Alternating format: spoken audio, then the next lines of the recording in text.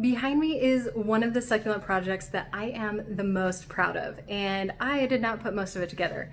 So I had commented to my husband a couple months ago, about a year ago really, that I had a bunch of succulents I wanted to put under grow lights, and I wasn't totally sure where to put them, where we would have space.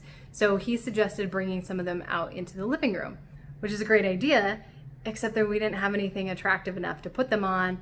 And honestly, grow lights, they can be a little bit tricky to make them look attractive. So what we did was we started looking at different plant stands that were out there. We found one we liked the look of. It was made out of bamboo, and I knew a few people who had used it and really liked it. But I wasn't sure it was big enough for all of my plants, and I wanted something that I had a little bit more control over. And even though the bamboo looked really nice, it didn't quite match the style that I was hoping for, and the quality of the material I was a little bit questioning. The people I know that have it have loved it and it's held up really well, but I wanted something that I knew would be really sturdy, that if my kids bumped into it, it wouldn't topple over and cause a problem. So we used that design, and my husband measured and built out the planter that you see behind me out of walnut.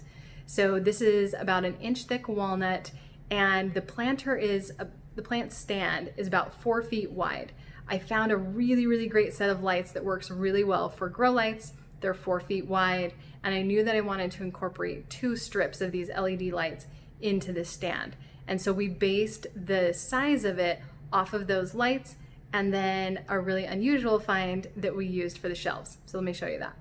All right, so here you can see the full plant stand. So as I mentioned, it's about 4 feet wide, a little over 4 feet wide, and I will put the measurements of the other sections below. We don't have specific plans. It was complicated enough to build as is that we didn't put together official plans, but I'll also include a link to the design that we based it off of, which is a planter that is generally available for sale. So I'll include a link to that in the description if you're interested, and some of the measurements as well. So one of the biggest challenges that we ran into when we were building it was figuring out what to use for the shelves. So the planter that we based the design off of used big metal trays that ran across the full width of the plant stand. And so we started looking at metal shelving, and we just couldn't find anything, one, that was very big, and 2, that was relatively affordable. We probably could have had something custom built, but it would have been super expensive. So we started looking at other options, and what we ended up using, as you can see here, are these black plastic trays, and they are actually liners for a dog crate. And if I remember right, they were about $10 to $15 a piece, so not super expensive, especially compared to a couple $100s for a metal tray. And they've worked really well. They're super durable, they're waterproof, and they have held up extremely well. So the measurements were based on the width of the lights and then also the depth of these trays. So the great thing was the combination of 2 trays was about 4 feet wide, which you can see here. So there's a little bit of a gap, which is just how it was, because the measurements are slightly different for the lights than for the trays.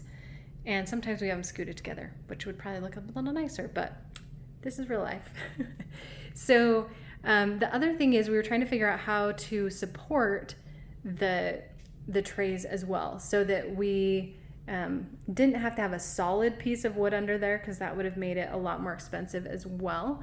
So what we ended up doing is just putting cross beams in the middle here. So you can see there's a frame, just a ledge that the shelves or that the trays sit on, and then 2 cross beams, one on each side. And it's worked really, really well. And then you can see here also that the grow lights are just mounted to the bottom of the shelves. So each of these sections can actually be removed. So we're currently renting. We knew we were going to be moving at some point, and we've moved a lot. So we know that having things that disassemble fairly simply is really convenient when you're moving. So you can see the line right here in between the 2 shelves. So there's those can be lifted up, and each shelf has little feet under it that help it stay attached to the one below it. So I don't know, you can't really see because it's so sturdy, but I can push on this and it does not move. Like, one, there's a ton of succulents on it, so it's pretty heavy, but also the wood is very solid. You can see here the thickness of the walnut. And so, like I said, it is walnut, and then my husband finished it with shellac, which makes it essentially waterproof. Because we knew that if water got on this very much and it wasn't sealed properly, then we'd start to have problems with the wood getting damaged or rotting. I still wipe it off if water gets on it, but so far it's worked extremely well. And then I'm running the grow lights for about 10 hours a day right now. I'm going to increase it to 11 hours. There's a few succulents that are stretching out, and we're actually going to separate the lights for each section. So currently all of the lights are connected together, and I should show you that part. It's kind of entertaining. So there is a gap between the set of shelves right here. And so we've just tucked up very professionally with a paper towel in there. We've tucked the cords for the lights into there. And honestly, it hides it pretty well.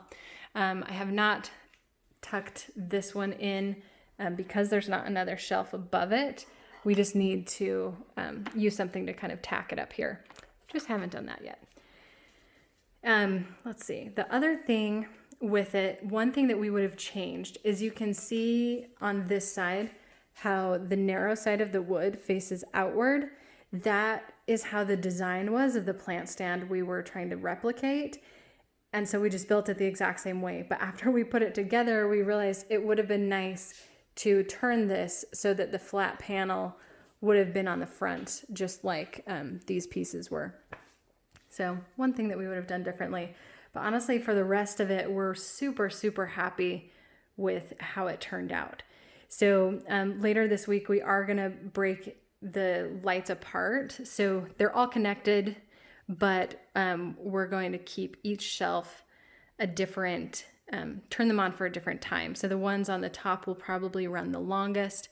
The middle shelf will probably stay at 12 hours stay at 10 hours, which is what I've been doing.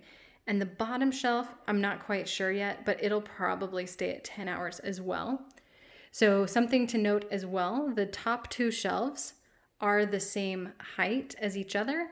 The bottom shelf is taller. I knew that I had these aloe vera that were taller, and I also figured there'd be some succulents that don't like as much light, like the Haworthias and Gasterias, a few others, but mostly those. And so I knew that I wanted a shelf that was a little bit taller so I could leave the lights on the same amount of time, but they wouldn't have problems with sunburn or getting too much light. So this was definitely a labor of love. It took quite a while just because we wanted to make sure we were doing it right.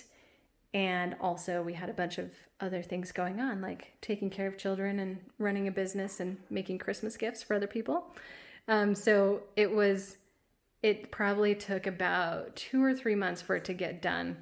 But, at the end of the day, it probably was maybe 40 or 50 hours that it took to complete it.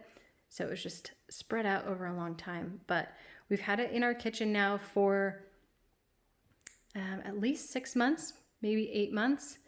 And we have loved having it. It's so fun to just look over at it whenever we're doing dishes, making dinner, eating dinner, hanging out with friends in here. And we get a ton of compliments on it when friends come over. It's pretty, I think, in the video, but also very impressive in person.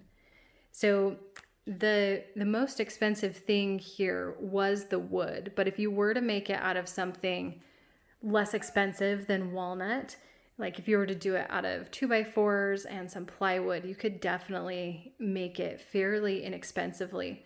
So the lights, the set of 6, I don't remember the exact amount, but I believe it was less than $100 for the lights. And then, like I said, somewhere between $10 and $15 for the trays.